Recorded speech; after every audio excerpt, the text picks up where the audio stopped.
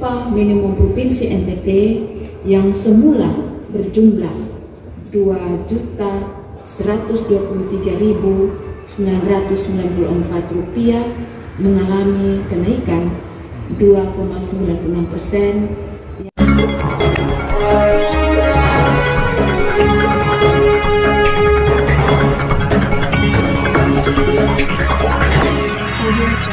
Dasar penetapan upah minimum Provinsi NTT adalah yang pertama memperhatikan Surat Edaran Menteri Ketenagakerjaan Republik Indonesia nomor B-HI-01-11-2023 tanggal 15 November 2023 tentang penyampaian informasi tata cara penetapan upah minimum tahun 2024 serta tata kondisi ekonomi dan ketenagakerjaan untuk penetapan upah minimum tahun 2024. Maka sesuai dengan formula perhitungan upah minimum berdasarkan PP nomor 51 tahun 2023, upah minimum Provinsi Nusa Tenggara Timur ditetapkan sebesar Rp2.186.826. Penetapan upah ini ditetapkan dengan Keputusan Penjabat Gubernur nomor 355/HK/2023 tanggal 20 November 2023 dan upah minimum Provinsi NTT yang semula berjumlah Rp2.123.994 mengalami kenaikan 2,96%, yakni sebesar Rp62.832, sehingga berjumlah Rp2.186.826 untuk tahun 2024. Harapan kami semoga dengan upah ini dapat dimanfaatkan untuk kebutuhan secara minimal bagi para pekerja, buruh dan pekerja. Dan upah ini berlaku sebagai dasar berlaku bagi para pekerja yang bekerja di bawah 1 tahun. Tetapi selebihnya akan disesuaikan dengan kekuatan kemampuan para pengupah atau di mana tempat pekerja itu berada, sehingga diharapkan semua pengupah memiliki struktur dan skala penetapan upah untuk pekerjanya. Jadi untuk para pekerja disesuaikan dengan upah para pekerja disesuaikan dengan kemampuan dari tempat di mana dia bekerja. Demikian yang dapat kami sampaikan. Selamat siang. Ya, saya kasih tambahan catatan teknis bahwa yang ditetapkan oleh pemerintah itu adalah seperti jaring pengaman untuk mereka, tadi menjelaskan lanjut bahwa mereka yang bekerja di bawah setahun. Pengawasannya adalah di tempat kami hampir dan juga hampir semua kabupaten kota itu ada pengawas ketenagakerjaan yang bertugas untuk mengawasi pelaksanaan sistem pengupahan dan norma pengupahan yang ada di perusahaan. Dan memang teman-teman semua,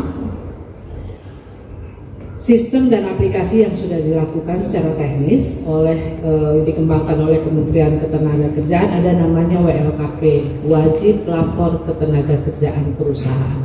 Di dalamnya berisi antara lain berapa besar pengupahan yang diberikan oleh masing-masing. Jadi kami pemerintah selain melakukan kunjungan ke perusahaan juga melakukan pengawasan lewat wajib lapor itu. Namun Bapak Ibu semua, kita juga tahu bahwa tadi disampaikan jikalau ada perusahaan yang memberi upah tidak sesuai dengan jaring pengaman yang ditetapkan oleh pemerintah yang pertama, ataupun ternyata di perusahaannya itu tidak ada struktur skala upah yang tadi disampaikan untuk tahun-tahun berikutnya, itu ada struktur skala upah yang wajib diberikan oleh perusahaan dengan pekerjanya.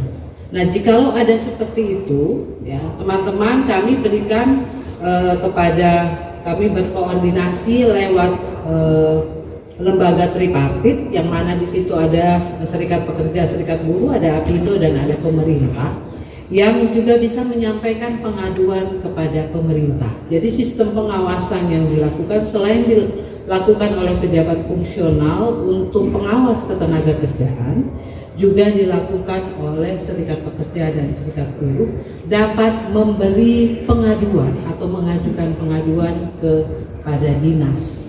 Nah, itu yang kami sampaikan. Selain itu juga tadi saya bilang ada aplikasi-aplikasi yang terus dikembangkan, lalu perusahaan pengawas pun juga melakukan pemeriksaan kepada perusahaan di setiap kabupaten kota dan provinsi. Terkait dengan pertanyaan bahwa untuk pengawasan, saya perlu sampaikan kepada Bapak Ibu semua, ya, saya kasih tambahan catatan teknis bahwa yang ditetapkan oleh pemerintah itu adalah seperti jaring pengaman untuk mereka tadi menjelaskan lanjut bahwa mereka yang bekerja di bawah setahun. Pengawasannya adalah di tempat kami hampir dan juga hampir semua kabupaten kota itu ada pengawas ketenagakerjaan yang bertugas untuk mengawasi pelaksanaan sistem pengupahan dan norma pengupahan yang ada di perusahaan. Dan memang teman-teman semua, sistem dan aplikasi yang sudah dilakukan secara teknis dikembangkan oleh Kementerian Ketenagakerjaan ada namanya WLKP, Wajib Lapor Ketenagakerjaan Perusahaan.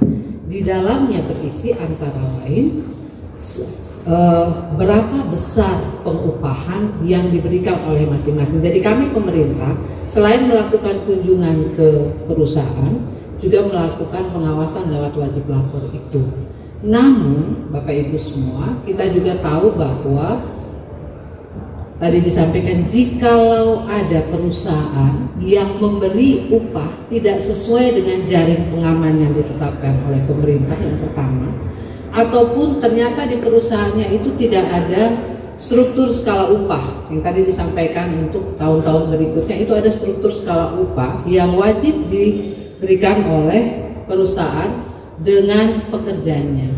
Nah, jikalau ada seperti itu, ya teman-teman, kami berikan kami berkoordinasi lewat lembaga tripartit yang mana di situ ada serikat pekerja, serikat buruh, ada APindo dan ada pemerintah yang juga bisa menyampaikan pengaduan kepada pemerintah. Jadi sistem pengawasan yang dilakukan selain dilakukan oleh pejabat fungsional untuk pengawas ketenagakerjaan, juga dilakukan oleh serikat pekerja dan serikat buruh dapat memberi pengaduan atau mengajukan pengaduan kepada dinas. Nah, itu yang kami sampaikan. Selain itu juga tadi saya bilang ada aplikasi-aplikasi yang terus dikembangkan, lalu perusahaan pengawas pun juga melakukan pemeriksaan kepada perusahaan di setiap kabupaten kota dan provinsi. Penetapan UMK Ibu itu bisa lebih dari penetapan UMP provinsi, kalau lebih berapa persen Ibu mungkin? Upah yang tadi kita sudah bilang itu menjadi standar, tetapi di perusahaan-perusahaan misalkan di kabupaten lebih perusahaan yang di mana pekerja itu bekerja dan dia memiliki pendapatan yang lebih dan memang bisa, ya dia bisa lebih yang ditetapkan di provinsi. Mengacu dari PP 51 itu dan juga PP 36 yang tahun kemarin itu dasar perhitungannya jelas, yaitu pertumbuhan ekonomi, lalu inflasi, lalu berapa besar ketenagakerjaan dan serapan dan semuanya.